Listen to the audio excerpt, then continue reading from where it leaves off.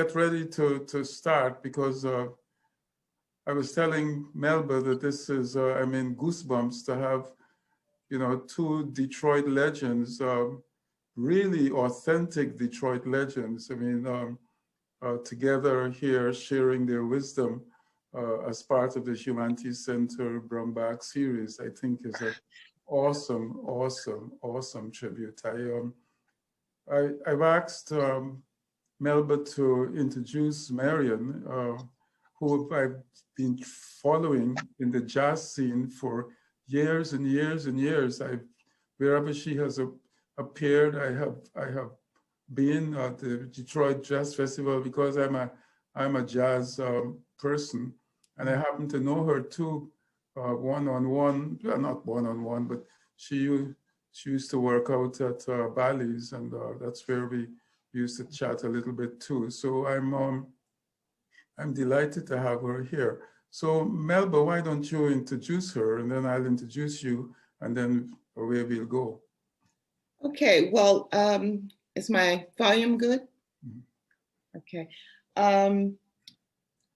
I've got a sort of formal introduction here, but very basically, Marion and I were connected before we knew we were connected because our mothers both taught at the old Eastern High School back in the 50s.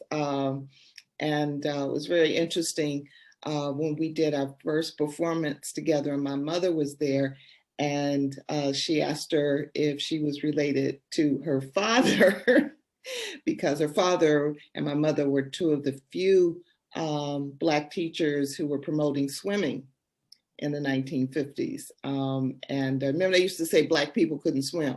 That was one of the ridiculous myths that circulated back in the day. And they were two persons who really brought that into the Detroit public school system and really forced that as an issue for education. But at any rate, like myself, Marion is a native Detroiter. She was born here. And she has worked as an educator and a composer. And she was mentored by the master trumpeter Marcus Belgrave. Yes, exactly. I've also performed with Marion, and she began actually performing jazz at the age of 15. She is a Kresge Artist Fellow and has been recognized by the U.S. Congress, Detroit City Council, and the National Association as a jazz journalist. She has been commissioned by Art X Culture Source and the University of Michigan. She has toured internationally and performed with such diverse luminaries as Bobby McFerrin, Nancy Wilson, Jerry Allen, Regina Carter, George Benson, myself, Al Young, Gloria House, and Demal Dahoud. She is co-founder of the jazz ensemble Straight Ahead, the first all-woman jazz ensemble signed to a major record label.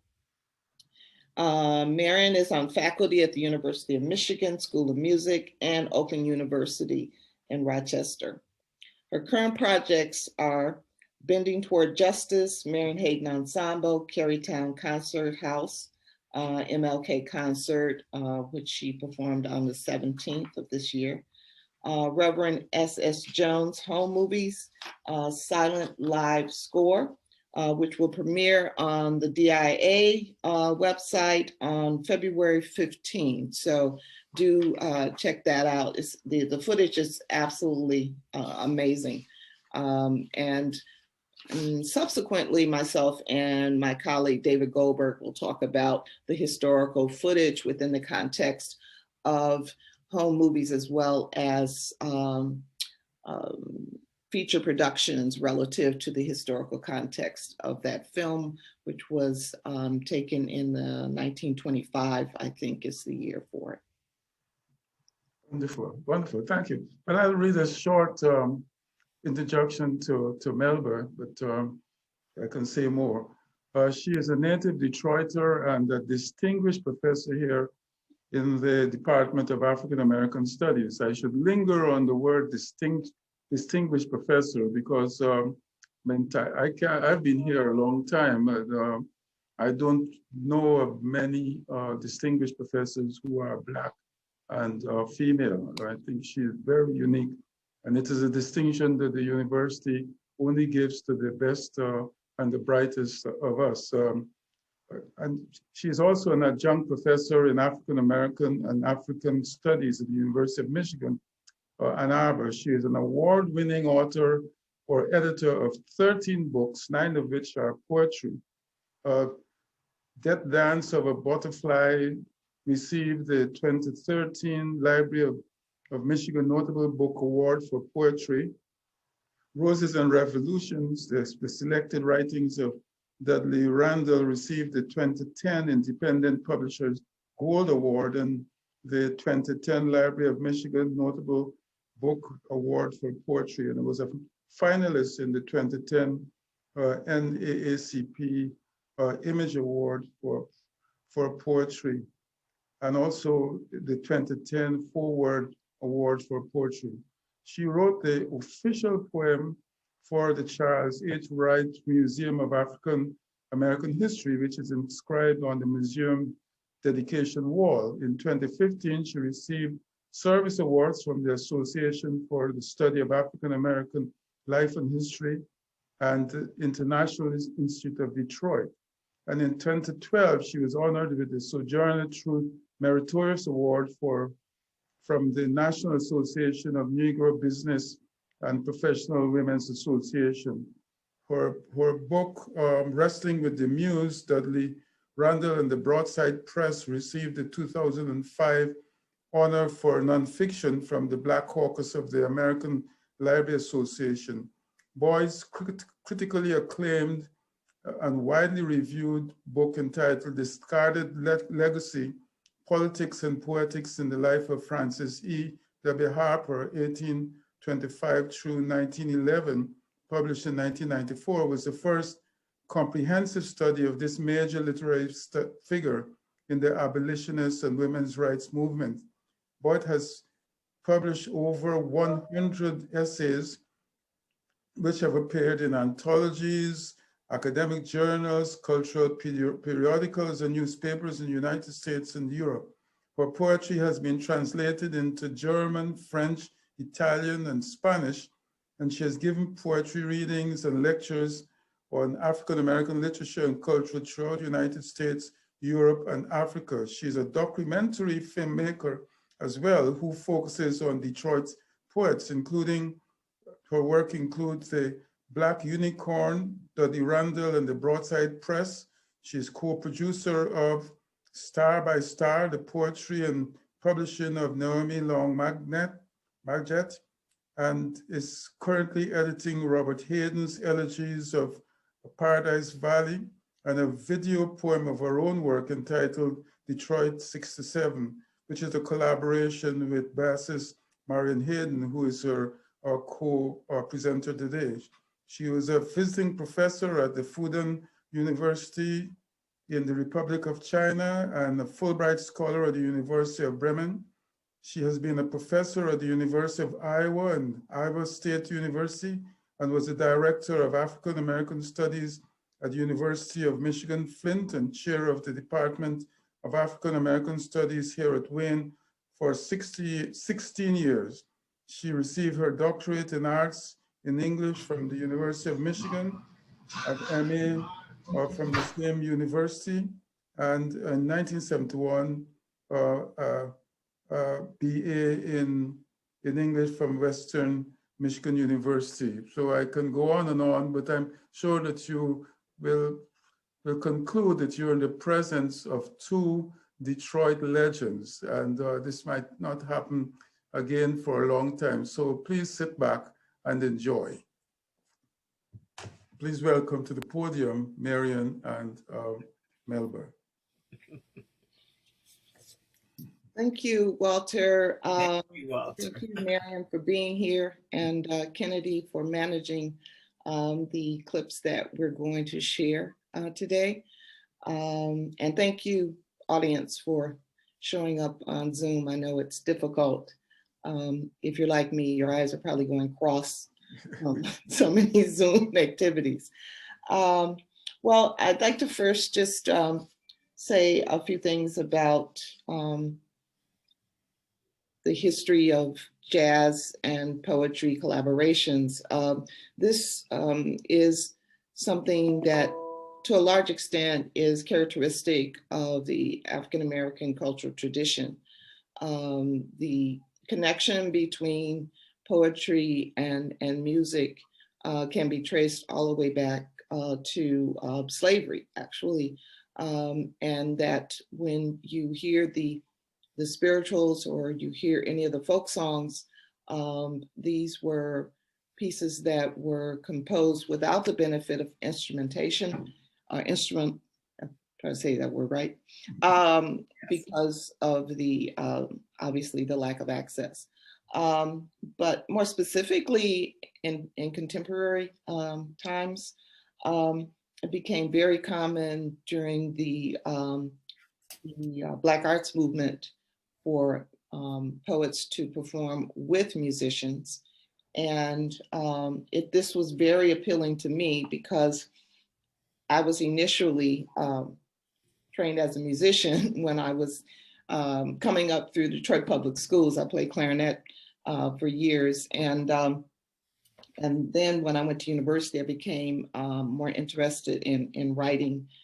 And but subsequently, when I began to perform, initially, I think it was Jackie Hillsman who ran the creative movement studio. Marion, you all finally remember her. She was a teacher at Northern High School. Mm-hmm. And also she attended Wayne State University with my mother, actually, in the 50s. And they taught together at Northern. And so she brought a number of poets and musicians, Jerry Allen, who I actually performed with as well, and would do these concerts around the city, which were really, really successful and well attended. And these were community performances. But that also brought me in more contact with even more musicians. And you will hear some of the pieces that I've written about them, including Ken Cox, Donald Walden, and Marcus Belgrave. I don't think we have a Marcus poem for you today, but these were musicians that I knew, and through them made contact with Marion. And Marion and I have been performing together, I think, since 2004, maybe. Yes. Publication of Randall's biography. So without further ado, we want to play, I think, the first clip, which is a video that we did for the Detroit Lit Walk in September for ML Liebler. So we'd like to play some poems and video music, jazz poems for you, and then we'll talk about that before we go into the next performance. Kennedy? Yes, I'm going to share my screen. All right. And let me know if this next poem I wrote for Marion. This next poem I wrote for Marion Hayden. And she and I will do a duet in presenting this piece.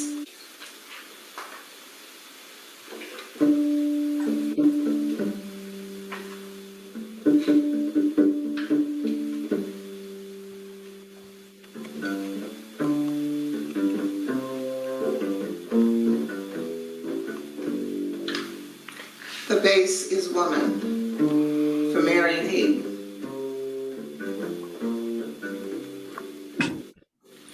At a left angle tilt adjacent to her throat, Marion mind melds with this magnificent instrument. Lifts swift fingers, restringing eighth notes in cut time against bare knuckle restraints, releasing stress from neck past breast through a navel, leading into a womb, gifting violet drifts like sweet rose water, brimming inside uninhibited thick hips that swing and sway, dancing on ripples of unreachable prayers.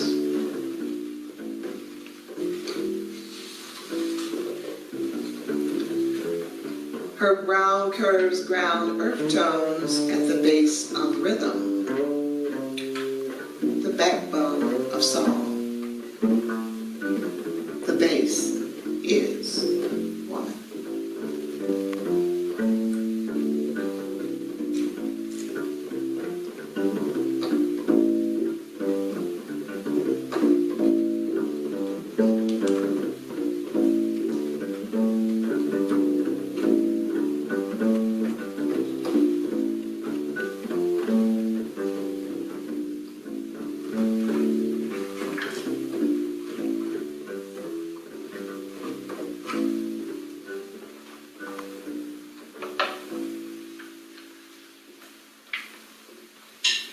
This next poem is entitled Eulogy for Detroit, 1967.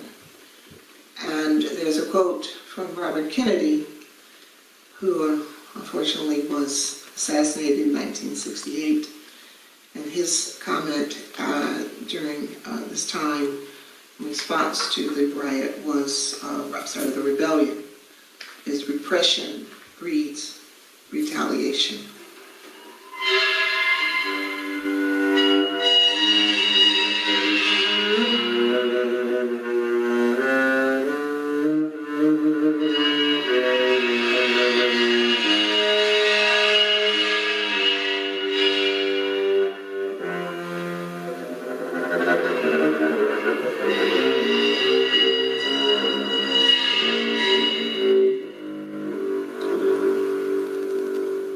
Cops slap, swear, shove, injure, and threaten with weapons.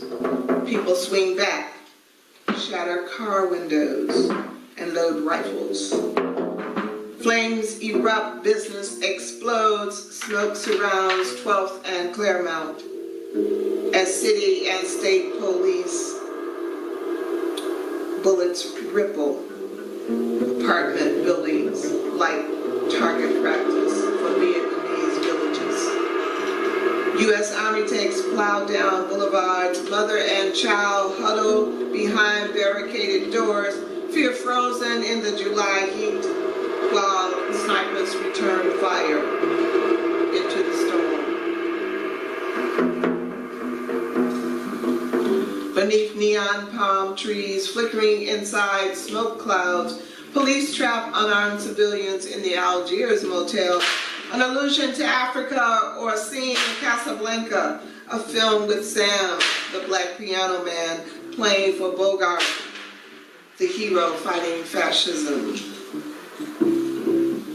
Cooper, Pollard, and Temple, 3 black teenagers caught crossing the color line, aspiring pimps partying with white chicks, caught betwixt and between the skin game and police rage, emboldened by firepower and martial law.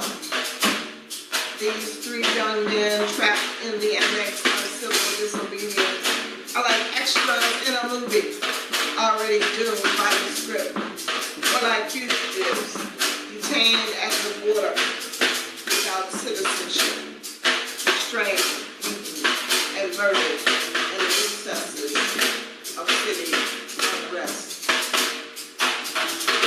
In the aftermath, ignorant and absent of brown peers, indifferent to family or community grief or the deceased, 12 white jurors boxed in a suburban courtroom, beyond innocent view, dismissed witnesses and evidentiary examples, and deemed murders by cop justifiable homicide.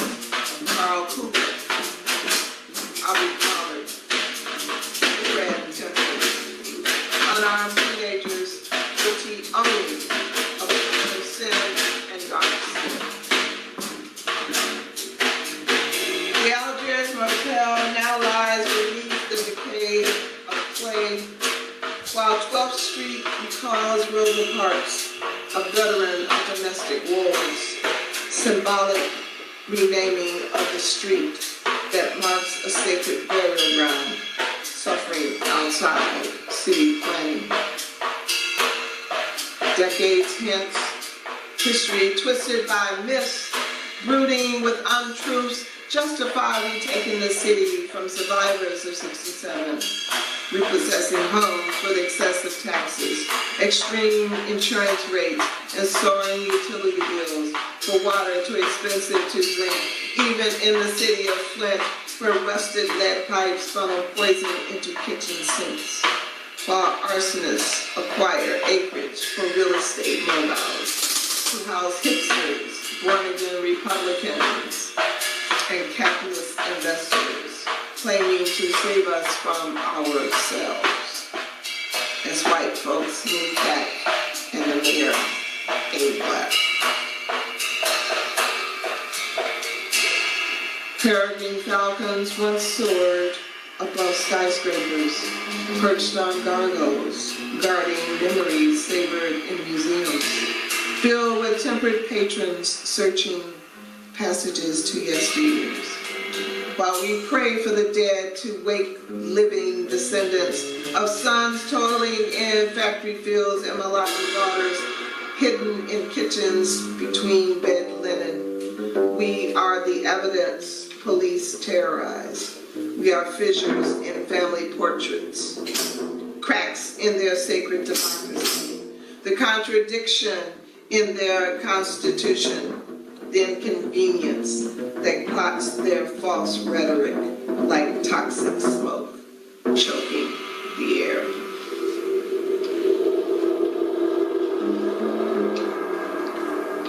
This poem is a eulogy, a remembering of '67, an unearthing of blood-stained graves, reopening caskets to treat wounds, enabling healing, to retrieve breath currents of 43 lives, rising and falling with the undertow of sanctuary, seeking full measure of human remains.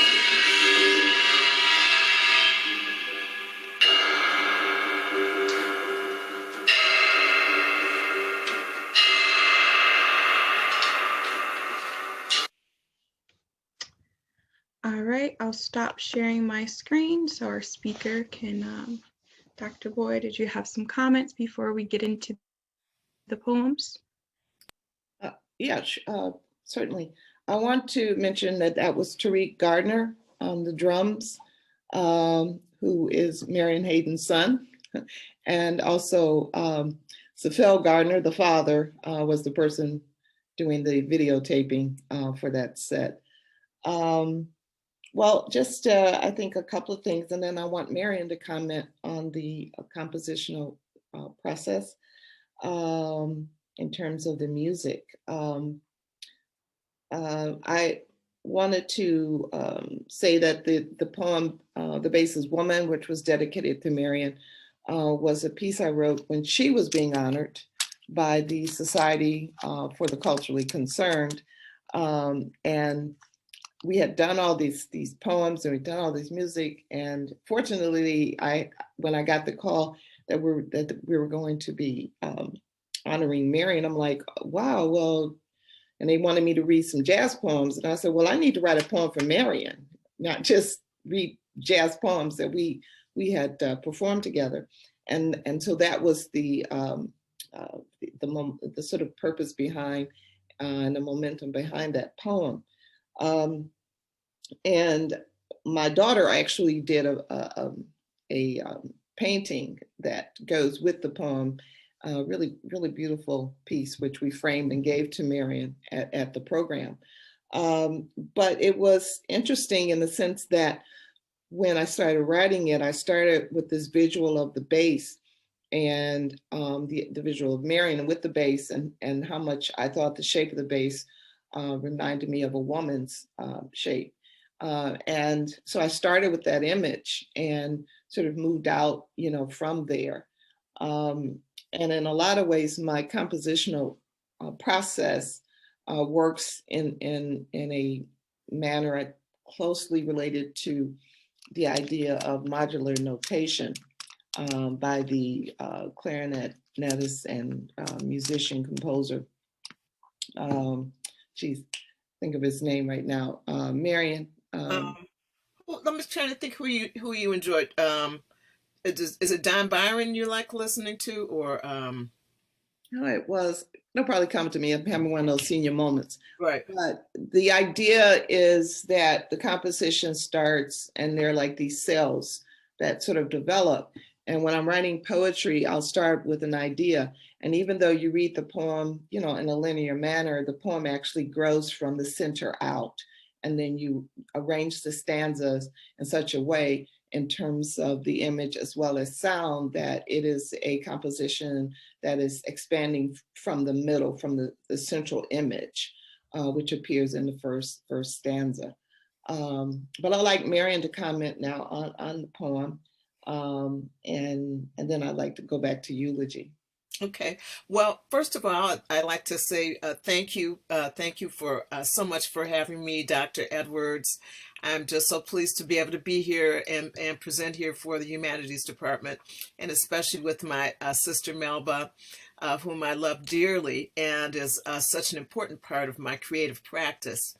And I'd just like to, if I could, comment on a couple of things, since I know we don't have all day to do this, but I want to go back and just say, I remember when I first met Melba, and it was in the context of as an accompanist, along with my dear friend Ken Cox, who was a pianist, composer, and also someone that Melba had a great collaborative relationship with. And I remember going to, and I remember, you know, this one thing I remember is that there was no rehearsal for this. And I just remember him saying, show up at Wayne State at this time, bring your bass, and we're going to work with a poet. And I was like, okay, what is this going to be? And so, so I show up, and I presume Ken had probably already had, you know, discussions and had some, you know, some idea about the material, and so he had already done some ideation before then, but I had no idea. And so that was just kind of, I just got kind of thrown into the pool of collaborating with the poet, and what that was about, just kind of how one you know, how one listens to the work. And for me, some of it was actually just instantaneous response to what I was hearing. And it was probably one of the riskiest creative endeavors that I've ever done. I'll have to say that, because it's one thing having a collaboration with another musician, because you kind of have, you know, you already are speaking a musical language. But it's another thing when you have to take someone's words, like Melba's, and then be able to basically interpret that into a vision through sound. And that's the way I think of our collaborations. I think of it as interpreting her words into a vision through sound. And so I was, when, for instance, for Bass's Woman, I was really surprised that I was just completely so honored to have a poem written by her about me that just meant so much to me. My mother was there, and my mother passed in 2018, and so, you know, my whole family was there, and so that was just such an important moment in my life. And so when I have, in general, when I have, especially when I've worked on that particular poem, frankly, I just kind of try to channel myself, which is kind of a hard thing to do. I try to think about how would I describe myself? What is my musical description of myself? And trying to dig in and do that. And it does take some digging. And of course, sometimes it changes from time to time. You know, some accompaniments I've done for Melba's work have actually been static, because I've composed them in a particular way and I perform them pretty much that way every time. And then some things change, and that particular one has changed because because I think sometimes my feelings about myself or my feelings in any given day certainly changed like they have. So yeah, I really do love that piece so much. I've been thinking that we really need to record several pieces. We just need to make a straight record. Melba, do you agree? Yeah, that's cool. That's what I think. Yeah, thank you. Thank you, Marion. Oh, it's Anthony Braxton was the Braxton. Oh, sure, of course, Braxton. yeah, I Yes. used to listen to him when I would be driving in Ann Arbor, for school. Yes. And so Yes. Multi-instrumentalist. Yes. absolutely, absolutely. And since he played clarinet, not a lot of people play clarinet, so I was really Right. into Anthony Braxton. Eulogy for Detroit was a poem that was commissioned for the gallery showing on the anniversary of the '67 rebellion. And since then, that poem has continued to grow.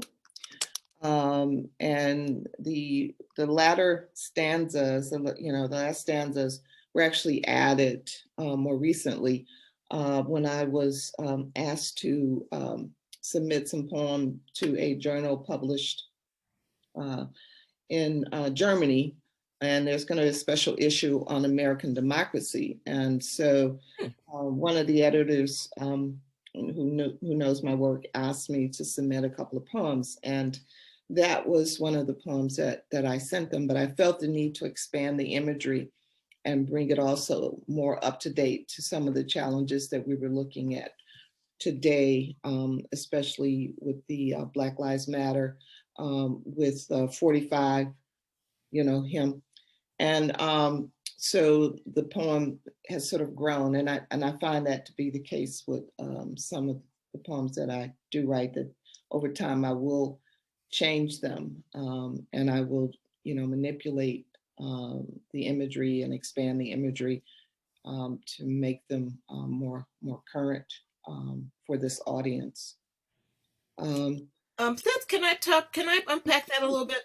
That's really interesting to me, because I always thought about poetry as being very static. That once you write a piece, almost like a book. Once you write, well, I suppose you can also always do revisions. But I never thought about poetry as being something that one could feel comfortable to revise. In that way, it reminds me a lot of you know, it's very musical in that way because, like for instance, Paul Robeson would had some standing repertoire. The great bass baritone Paul Robeson had some really great standing repertoire. And one of the things that I know that he did, and other artists would do this also, is they would change the lyrics of certain songs in their standard repertoire to fit the current circumstances. Right. So they, maybe the original spiritual may say one thing, but they would change something in the lyrics to talk about freedom riders, or change it to talk about voting rights, or change it to talk about any kinds of talk about union, about being strong in the union and those kinds of things. So that I'm interested in, Melbourne. What empowers you? Why do you think about changing a poem that way? Because I don't know that people really do a lot of that.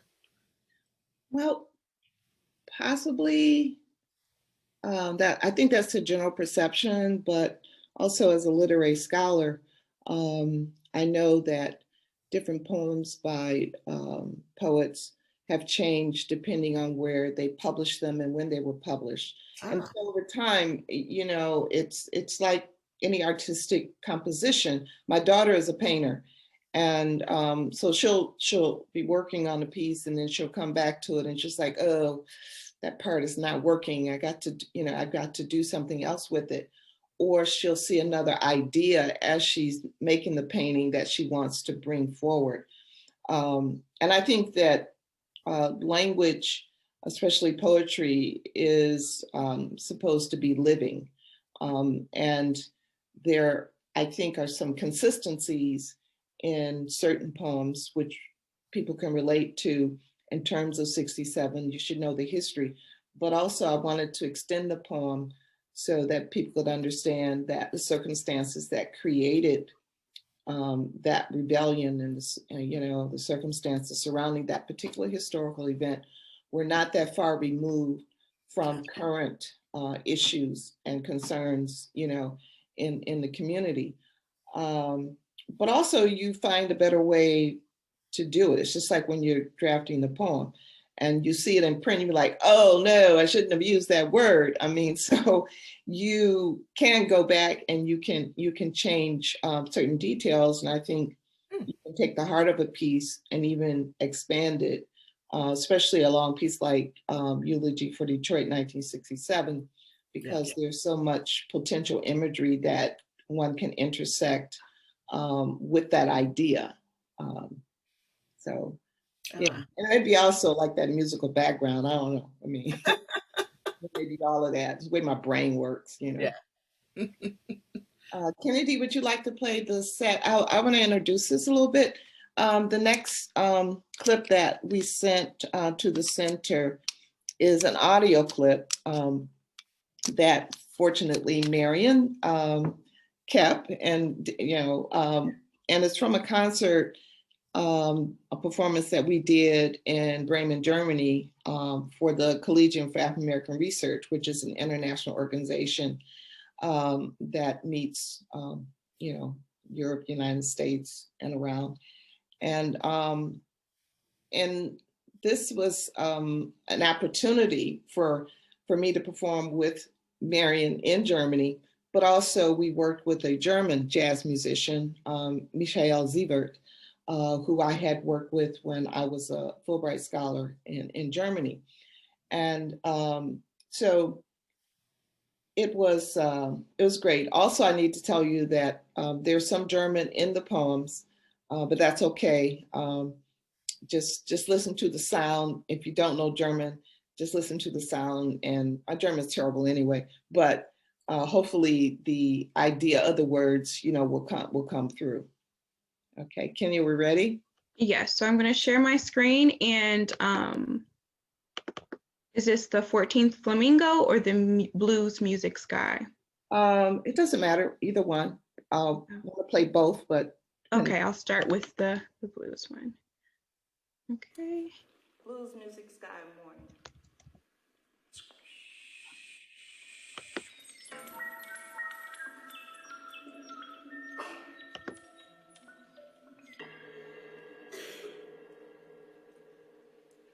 Nobody knows the Indian in the photograph, overlooking the blonde ones sinking around bottle rings in St. Paulieka.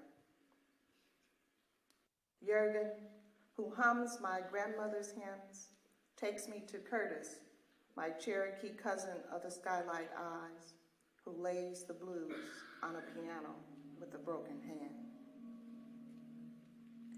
In the other, I place the Muskogean alphabet, lost on the trail of tears that separated our ancestors for 141 years.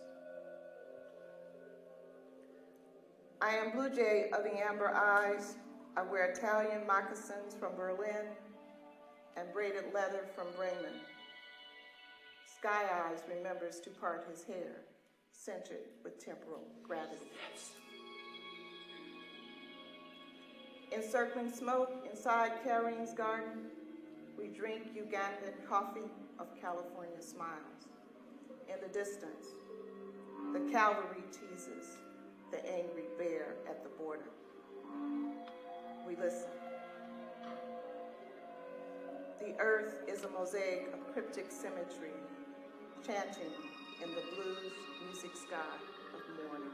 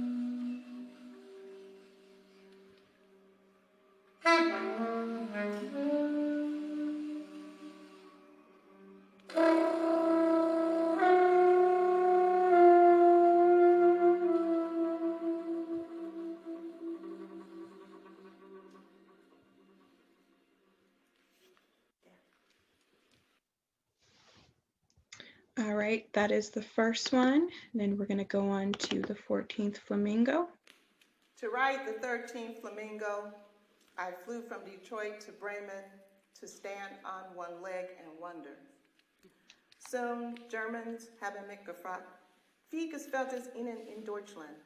Und ich habe gedacht, es gefällt mir rot, weiß und blau, wie ein amerikanischer Drama, with black and brown soldiers drinking Coca-Cola, escorting General Blackjack Pershing reincarnated as a missile through the Black Forest under Sarah Reagan to wait for Captain mit Kermit Cole. Aber ich habe gesagt, vielleicht ist es der 51. amerikanische Bundesstaat. Doch, das ist Europa, nicht Amerika. Doch, habe ich nie Dallas im Fernsehen geguckt? Habe ich nie Grandmaster Flash auf der Berliner Mauer gelesen oder Breakdance auf einer Hamburger und einer Frankfurter Straße gesehen? Kommen Sie aus Amerika? Nein, ich komme aus der nächsten Welt, die mit dem Rot-Weiß im Schwarz verbunden ist. Und warum sind Sie hierher gekommen? Ich habe meinen Urgroßvater in Weiß gesucht, aber ich habe das andere Deutschland gefunden, in Rot und Grün. Und wir haben unter einem Stern zusammengesessen und dieses Buch gemacht.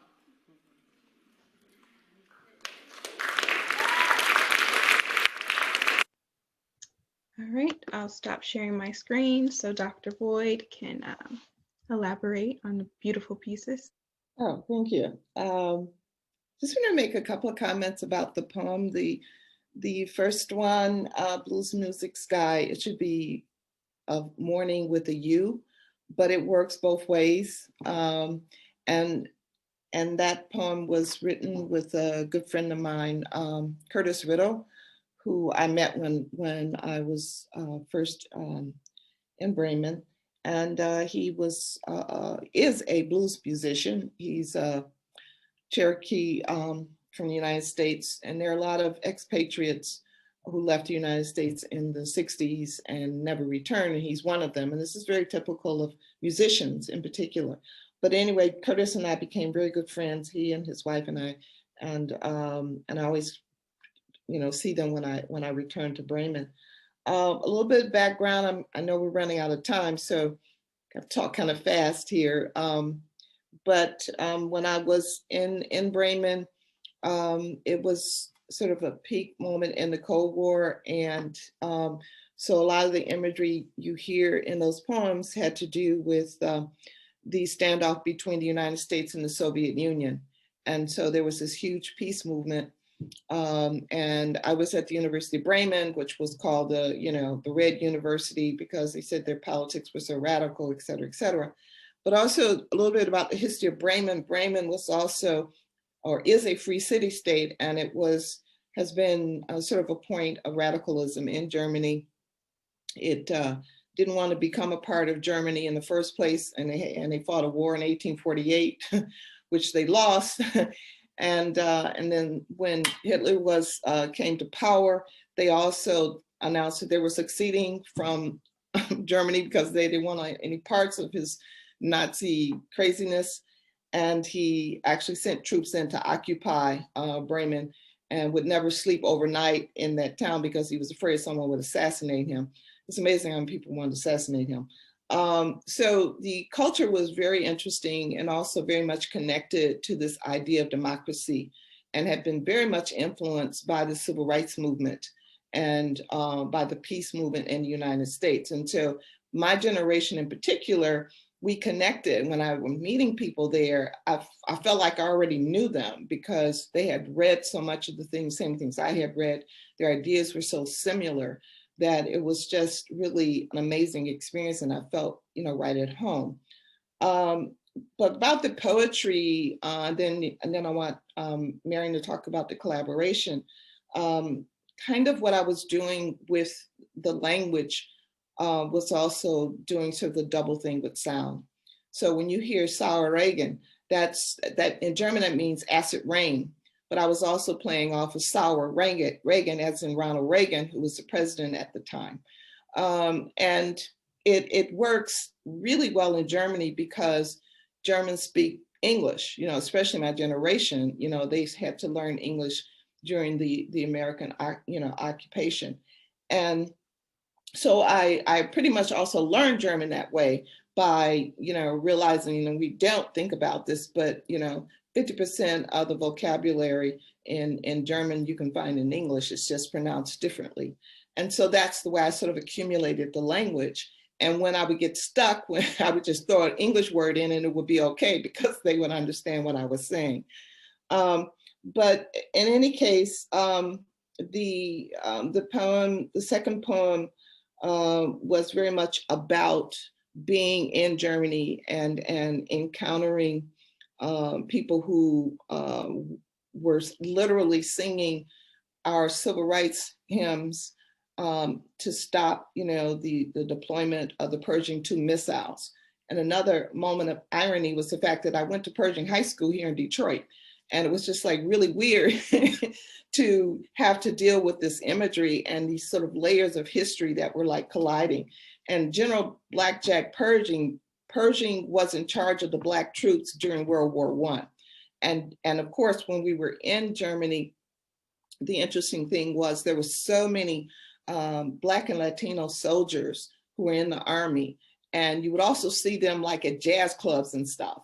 And they would be like, hey, I don't really want to be here, but hey, I don't, have a job, blah, blah, blah. So it was really this interesting encounter with the peace movement, but also this sort of reluctant presence of Americans, and also the threat of nuclear destruction, which was a very serious aspect in that particular historical moment.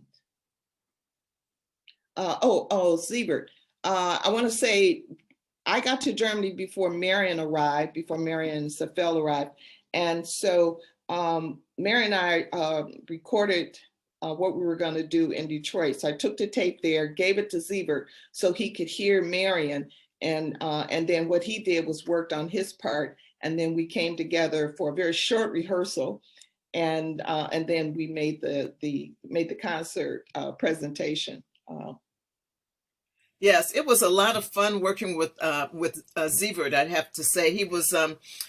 It was one of the things that just endears me so much to to playing music, and certainly to jazz, because it really does, as I stated before, there's a language that we have between us. So even though we were artists from different parts of the world, we had certain common ground, some people that we listened to, some understanding of improvisation. As you can hear, Zevert is a very masterful improviser. Even though we kind of improvise in different spheres, my sphere of coming from Detroit has a lot more influences of the traditions of Black music.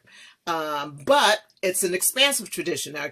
Our traditions here in Detroit are very expansive. And so we definitely do work in the realm of what they call free jazz, or kind of more open improvisation. And that was the sphere in which Zevert and I met, because that was the area where he had most experience, and where his interests were. So when we got together and started working on the pieces, and it's really funny because I really had not reviewed this recording until it was time, about a week before, a few days, maybe even before before this particular Zoom that we're on for this chat. And I was going through some material, and I said, hey, Melba, I ran across our recording from Bremen. So let me check this out. So I went, luckily I still have an old Mac that has a disk drive on it, right? Because you got to buy a disk drive separately. So I go through and listen to it, and I was like, man, this was a really compelling collaboration. And I just think that Zevert is someone that really listens. And like, for instance, that first one, the first piece that you listen to, Blue Sky Morning, that piece, if you noticed, really did not have a lot of low-end bass in it. That's because that's not what the piece called for. Zebra was also working a lot in electronica. As you can hear that, he was running his, I believe he had an EWI, that's an electronic instrument that you run through some processors. So that one I did only pretty much with just bow. I don't think I even played pizzicato, in other words, with my fingers. Principally used a bow on that. And so I thought it was, so there were some really great ways that we were able to make this collaboration happen. I was a little concerned as to whether or not the academics of the African American History and Research International, that particular group, would find it interesting, or whether we were going to get kind of booed out of there. But they did seem to really latch onto it and could see where we were going in terms of an artistic collaboration. It was really wonderful. I have to say that. So we want to open it up for any questions that you might have for either me or Marion. Feel free to raise your hand or unmute your mic, or if you don't feel comfortable, you can always type your question in the chat.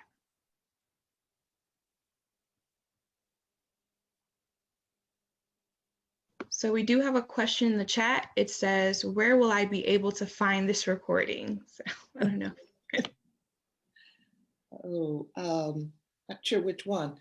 They're not really publicly available, but Marion and I have been talking about putting some pieces up on YouTube, as well as doing something a little more formal. What we want to do in the future, of course, is to do something in an actual studio, so the sound quality is much better, and even the the video, having some. We sort of drafted Safel for doing the video, but having some professional cameras involved in the process. Yeah, I actually would love to, maybe it may even really be possible to put out the Bremen concert as a recording. We probably can get some work done on it. But I'll just have to say, restate the obvious. We are in a pandemic, and so right now, every all of this content that we have done and content that we're currently doing is all really quite so important. And this is one of the things about this time is that to me, it has really brought home the point to me of making sure that we document everything that we do. And so not only that, so the video that you saw of Melba and I was not only a documentation of Melba and I's work, it was documentation of my husband's studio. My husband is a painter and sculptor. So what you saw in the back and the background there was a working art studio. That was his work. And then also you see Melba and I handing this collaborative process down to the next generation, which I think which was I was really glad when Melba asked if my son Tariq would be interested, because this is how these collaborations continue. This was handed to me by Ken Cox and my dear mentor Donald Walden, and so I feel Melba and I have now handed some of this process down to Tariq. Because so that he can begin to ideate in that same way. So I just think there's, that this idea of really, documenting is so important. So yeah, so in fact, I texted Melba as soon as I was listening. Did I not? I told her, I said, we need to put this out, right? Yeah, we'll check with Zebert and see. It'll be fine. Yeah.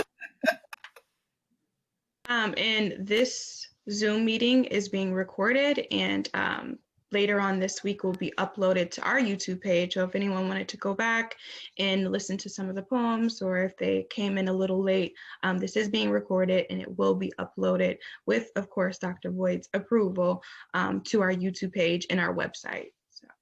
Sure. I just had a really quick question.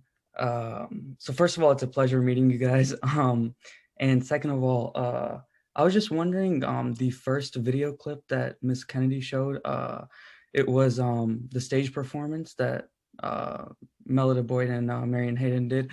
I was wondering if you guys could please just elaborate on that a little bit more and what the motive was behind that, I guess. Well, that's an easy answer. Every year, there's the Detroit Lit Walk that M.L. Liebler is the director of, and from the Detroit Writers Association.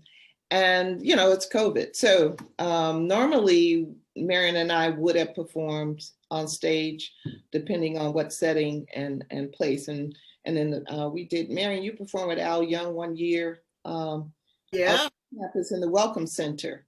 Yeah. And I don't know if you and I performed that year together or not, but the point was we couldn't do it usually when you go to different venues in the Wayne State, area.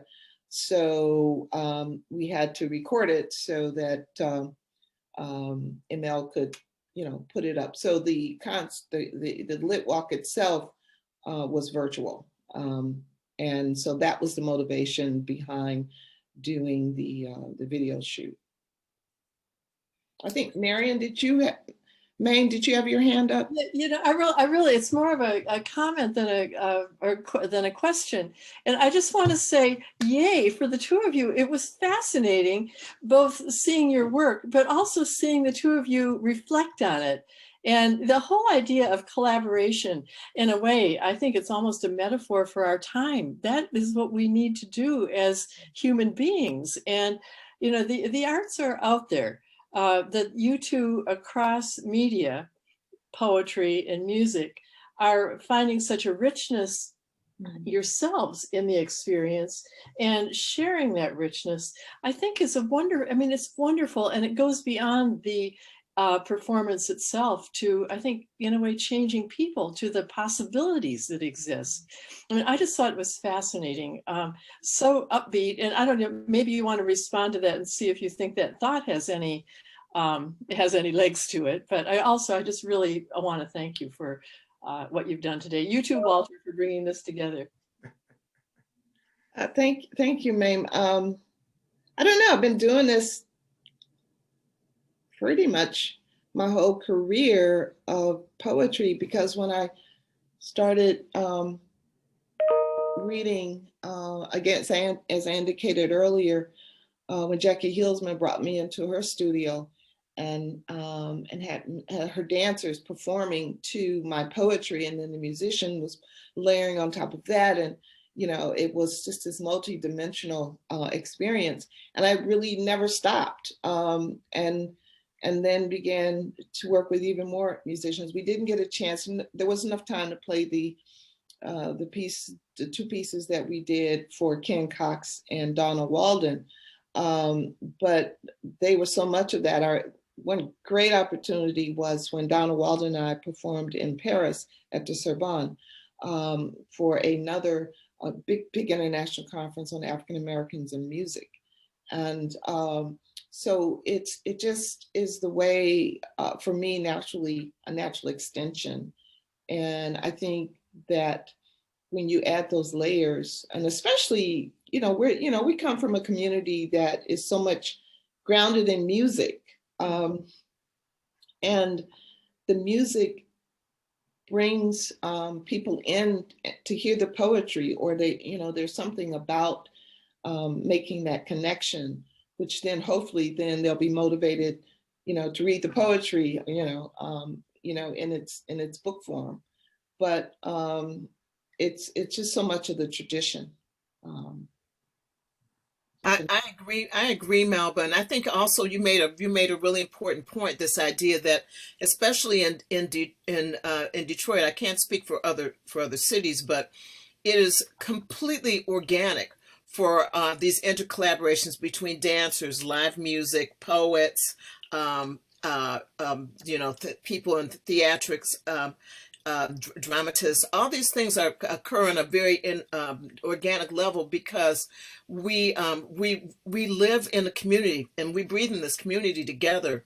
And so even though it was daunting to do the poetry, certainly by especially when Melba and I just kind of started launching off alone, there was still something that felt very very comfortable about it, because of the familiarity that we have with each other, and the fact that the Detroit community has always had a interdisciplinary aspect before anybody even thought to give it a term that way. It was always just something that always happened. There was always poets involved, and there was always dancers involved with the music, and and vice versa. There was always this flow of ideas and personnel, and just a vision, interconnected artistic visions is very common here. So it's to me, it's one of the things that just continues to make Detroit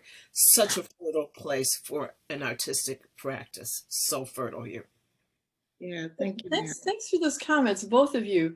I just recently read Alice Randall's novel, Black Bottom Saints, and she talks about Ziggy Johnson's School of Dance, which is, I think, would have been located about where Whole Foods is now, and the collaboration within that group too. I mean, there's what you're saying, Marion, about the organic kind of natural quality of it. You too, Melba. I think that is something to really raise up. It's really, I don't know, is Detroit, I don't imagine unique in this, but is it special in using this as a lifting up community? I don't think we're unique. I think it happened in a lot of places. Mm-hmm.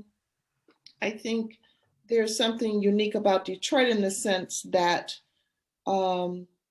we work together a lot more. I think the cultural community is more complementary than it is competitive here. Mm-hmm. Mm-hmm. I was interviewed by this reporter from the New York Times when Naomi Long Madgett passed, and I talked about her work with the other poets and her work with Dudley Randall, who ran the Broadside Press, where I was also an editor. And she was just really fascinated by how we relate to each other in that manner. She said, that is so not New York, right? And I said, well, I think it may have something to do about the evolution of the city. That, as Ron Milner would say, here, we make things here. And we have, everybody knows everybody in a sort of really interesting, organic way.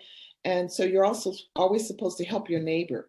And there's something that was brought to Detroit I think, and maintained here from those Southern communities about helping one another and building the community, and the community is more important than the individual.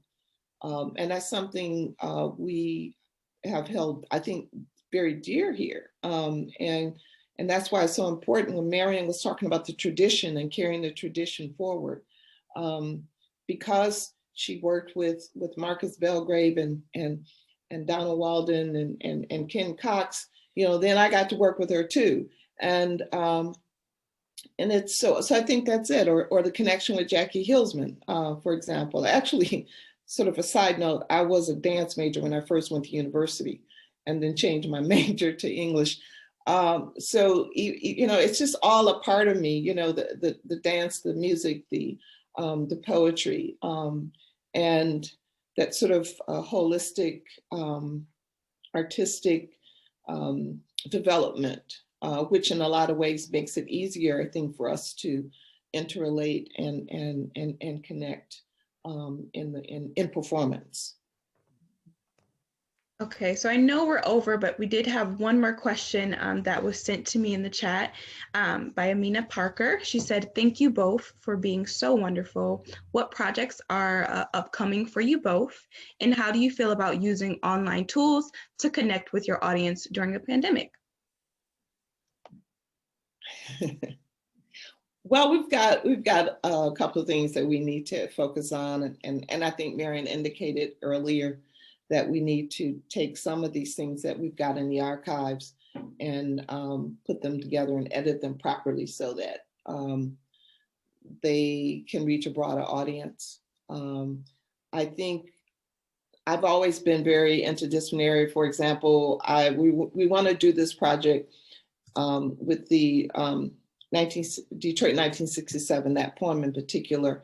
I want and see it as a video poem, you know, and it needs to, people can see that imagery. And I'm a filmmaker, so this is not something, you know, outside of my tool shed. And so Mary and I really want to work on doing that and having a collection of video poems with all of those elements. I want to mention absolutely amazing experience I had when Marion asked me to perform when she was at the art gallery. Marion, what's the name of the art gallery in Ann Arbor last year? Oh, Stamps at the Penny Stamps Gallery. Stamp Gallery, University of Michigan. Yeah, in Ann Arbor. And she invited a tap dancer from Flint. Yes. What was the young lady's name? Her name is Erica Stowell. She's originally from Flint, but she lives in Detroit. But Erica Stowell, Erica, yes. And she tap danced to my poem, "We Want Our City Back," which is probably my best known poem. And I was absolutely blown away. I got so caught up looking at her and listening to her tap dance, I almost forgot the words and had to like readjust myself. But that was just an incredible experience, how she interpreted the poetry into tap. And I told Marion, I said, we definitely have to work with Doval again, you know. So, you know, projects, that's kind of what we're on to. And we do want to do some video poetry, jazz, dance productions. And I think, as Marion indicated earlier, that's one of the things that the pandemic has brought us to realize, that if we have these experiences, you know, in a visual form, it would be a way of really communicating and connecting with folks when you can't be in concert in person. Melba, I want my city back. Well, I decided that's my, when I heard that poem, and I remember that, not only the words, but the way it was delivered and the anger and the pet. I mean, it was absolutely, absolutely wonderful, that poem. Well, and I was just listening before I came on here, I was listening to Ella and Satchmo. that kind of collaboration between music and poetry. I mean, even Ella's, she takes a particular song somebody else has written and makes it into a poem, and Satchmo is with his trumpet, but that was wonderful, and a whole and jazz is such a collaborative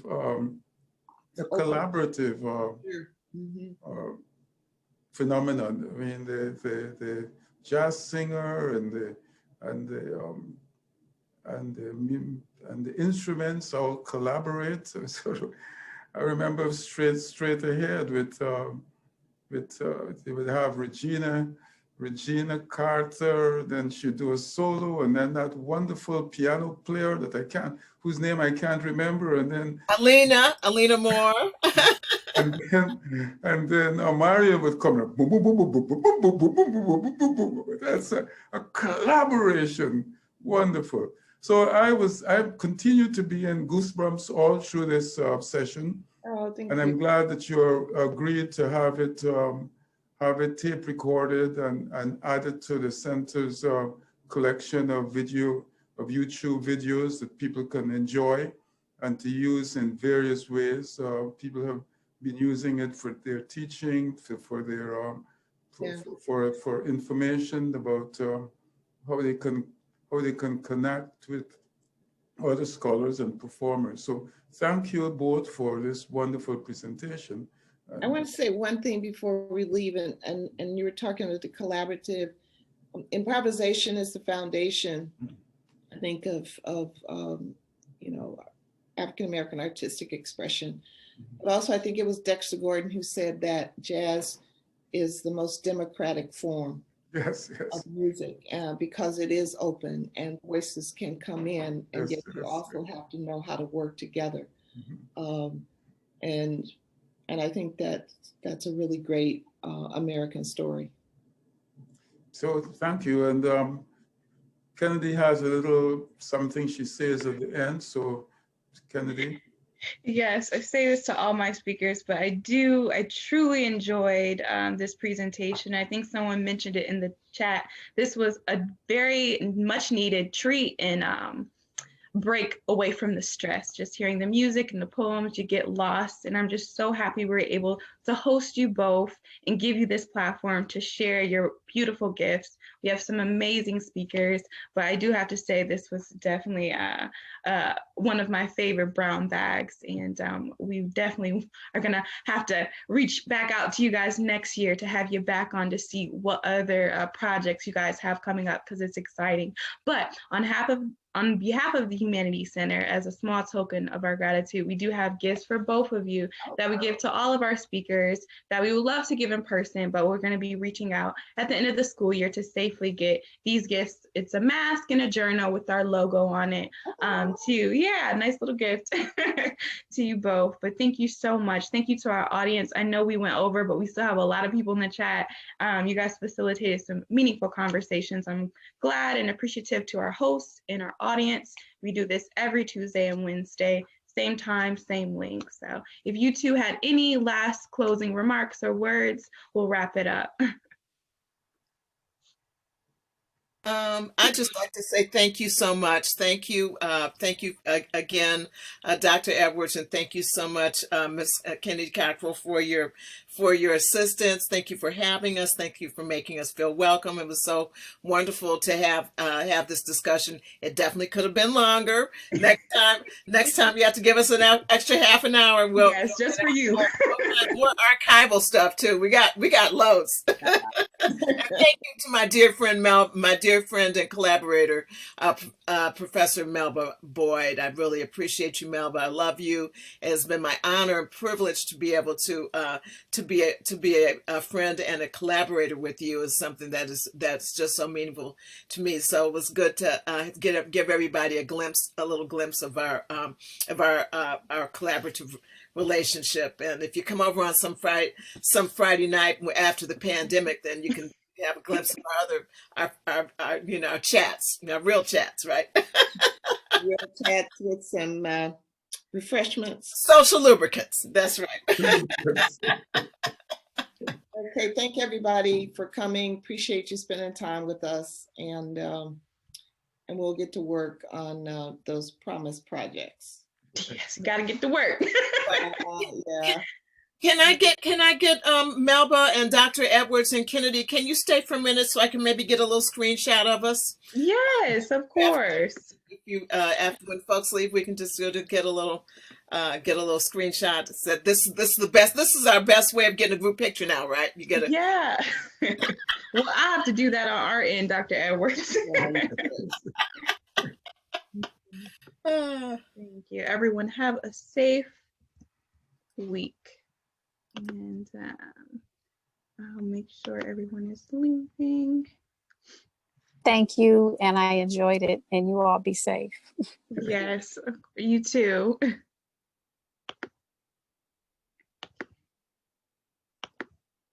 All right, I'm just gonna make sure everyone is safely out.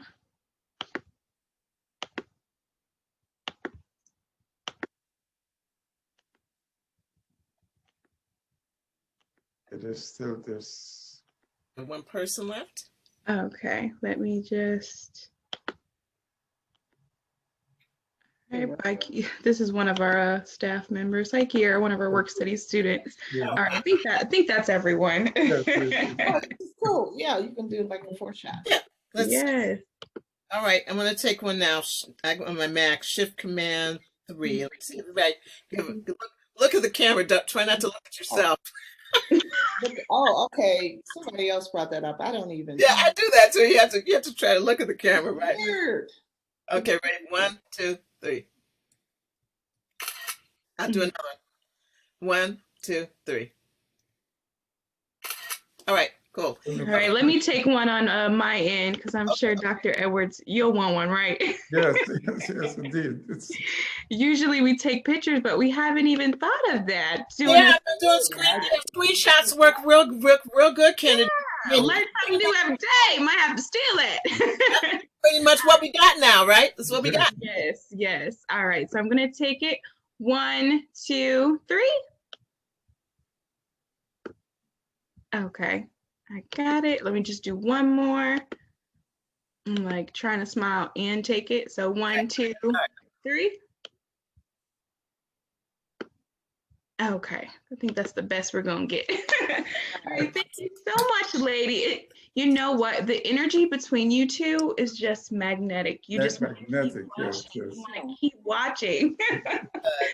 So we're glad to have you. Thank you so much. And yeah, we'll do this again after the pandemic. And I noticed that Mark Crewman was there. We performed on campus for the Center for Citizenship. Yeah. Was that the one we did in McGregor at the McGregor Conference Center? Yes, and the McGregor, and we did all poems about women. Yes, yep, sure did.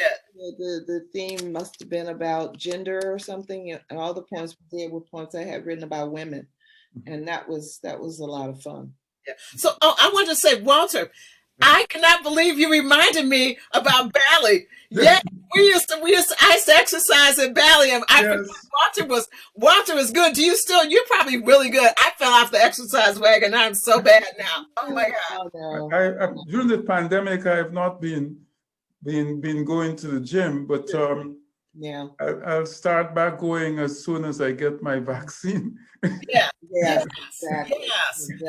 That is good. I forgot you really tweaked a good memory. I forgot we used to both go there. That was a good place to exercise at the time. Very, very good. I was ordering an elliptical, whatever, so that we can. Yes, that's important. So to keep the blood flowing, yes. Yeah, especially now. Because even the brain starts breaking down. I'm like, oh my God, who is that musician? No, Anthony Braxton. Yeah, no, you need that. You really need that. Yeah, and it's so true. I could just hear my mother now. Body and mind. They're connected now. All right, then. All right. We'll let you guys go. Yeah. You want to stay on, Dr. Edwards, so we can chat? Yes, okay. Okay. All right. Thank you, ladies. Be Okay, thank safe. you, girl, for your help. Keep working and put it out because people want to see it. Oh, thank you. You're welcome. All right, Marion, I'll holler at you later. Okay, all right, talk to you. All right, bye-bye.